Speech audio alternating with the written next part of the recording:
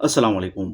तरहील paper को निकाल कर उसमें से जब आप अपना केस देखते हैं, तो उसमें से एक केस है, जिसको देखकर बहुत से भाई परेशान हो रही है।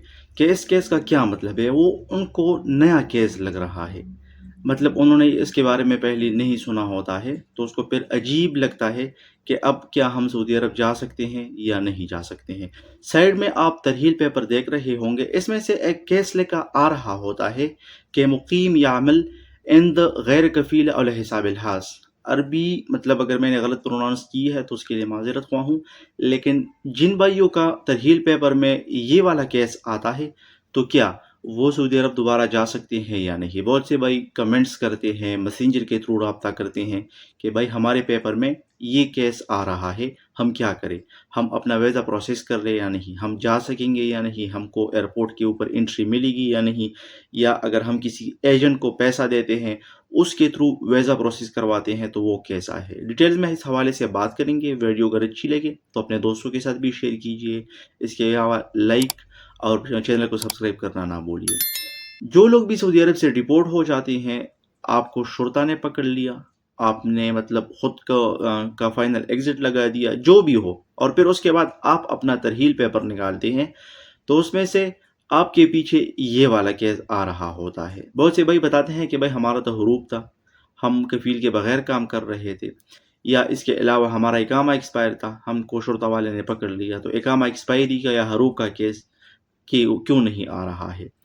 जब भी आपको पकड़ लेते हैं शुरता वाले, या आप अपना खुद का फाइनल एग्जिट लगाते हैं और फिर आप अपने मुल्क चले जाते हैं, तो तरहील पेपर में आपके पीछे कोई भी केस आ सकता है। आपके पीछे मतलब ओरिजिनल केस भी आ सकता है जो आपके पीछे मौजूद होता है। यानी हरूब था, रिपोर्ट हो गई, इकामा एक्सपायर था, इकामा एक्सपायरी लेकर आ रहा होता है फिर तरहील पेपर में, या मतलब जो केस भी हो उसकी वजह से जब आप डिपोर्ट हो जाते हैं तो वही आता है। लेकिन बाज़ दफ़ा ऐसा होता है कि आपके पीछे दूसरा केस वो डाल लेते हैं, जिस तरह इस केस का मैं बात कर रहा हूँ, जो आप स्क्रीन पर देख रहे होंगे।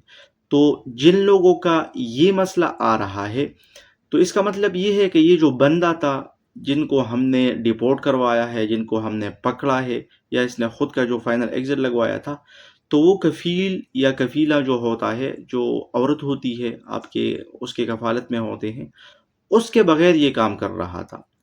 चाहे केस आपका जो भी हो, काम एक्सपायर था, मतलब हरूब था, और आपको पकड़ लिया, उससे कोई दखल नहीं है। लेकिन जो केस तरहील पेपर में आता है उस पर डिपेंड करता है। तो उसका ये मतलब है, ये आपके पीछे अक्सर गरामे होते हैं, मतलब आपने कोई वायलेशन किया होता है, ट्रैफिक के मुखालिफात मौजूद होते हैं, तो उसकी वजह से भी ये केस तरहील पेपर में आ सकते हैं। अब बात करते हैं कि आप नया वीज़ा पर आ सकते हो या नहीं आ सकते हो। तो बिल्कुल भाई, आप नया वीज़ा पर आ सकते हो। आपने अपना टाइम काउंट करना है कि कितना टाइम आपका हुआ है। 3 साल हो गए हैं, 5 साल हो गए हैं, उसके बाद आप आ सकते हो। वीज़ा प्रोसेस करने का क्या तरीक़ाकार है? सिंपली जो जिस तरह नया बंदे आते हैं, जिस तरह आप पहले आए थे, उसी तरह आपने अपना वीज़ा प्रोसेस करना है। उसके बाद जब आपका वीज़ा लग जाता है, आप आ सकते हो, आपको एंट्री मिलेगा, क्योंकि बहुत से भाई ऐसे हैं जिनका यही केस था, उनको एंट्री मिल गया है। इसके अलावा आपको एजेंट को 1 रुपया भी देने की ज़रूरत नहीं है। नॉर्मल तरीके से आप खुद अपना वीज़ा जो है वो प्रोसेस कर सकते हैं और फिर आप आ सकते हैं। तो ये इतना टेंशन लेने वाला बात नहीं है कि बहुत से भाई इसको देखकर परेशान हो जाते हैं कि ये तो कोई अलग केस है, सख्त केस है, इसके बाद हमको एंट्री नहीं मिलेगी। ऐसा कोई भी बात नहीं है।